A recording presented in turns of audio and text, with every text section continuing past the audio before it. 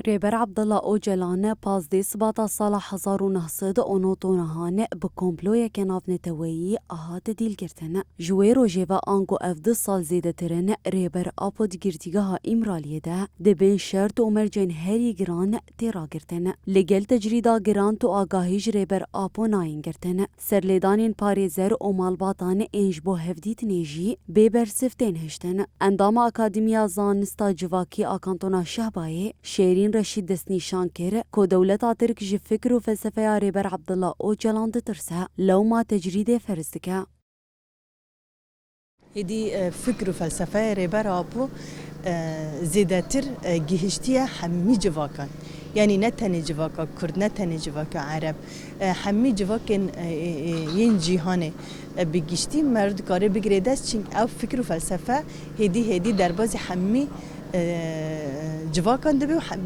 مرد کاره بیش همی مالاجی دبی سر و اساسی جی یعنی اف درباز کردن فکر رهبرتی و فلسفه رهبرتی ده همی جواکان ده دهلی چه ببه دهلی کو او تجرید هر بچه گرانتر ببه یعنی هروها شیرین رشید دبیجه جبر کو پروژه رهبر آپو پروژه که آشتیانه راستی ایریشانته. پروژه رهبر آپو بکی ده پروژه رهبر آپو پاراستنا خوزایی هیا آزادیا جنه هیا مثلا رنگ آنجی آزادیا ویجواکی رنگ ویجواکی به هفراد ده دیار کردن میزدی که دوی چارچوفه دیجی دجمن دولت نوونتاوی به هفرا ایریشی و زمینه دیگه اما مثلا ایریشی جنا دیگه یعنی به ربازه که پروانه مثلا توندی سر جنه ده مشاندن جی کشتن و جی خاک کشتن جی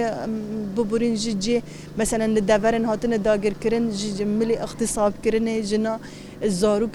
زاروکن بیچیک یعنی اف همی دیکه چارچوفه کو شرکی لبرانبری پروژه کو رهبر آپو دای نشاندن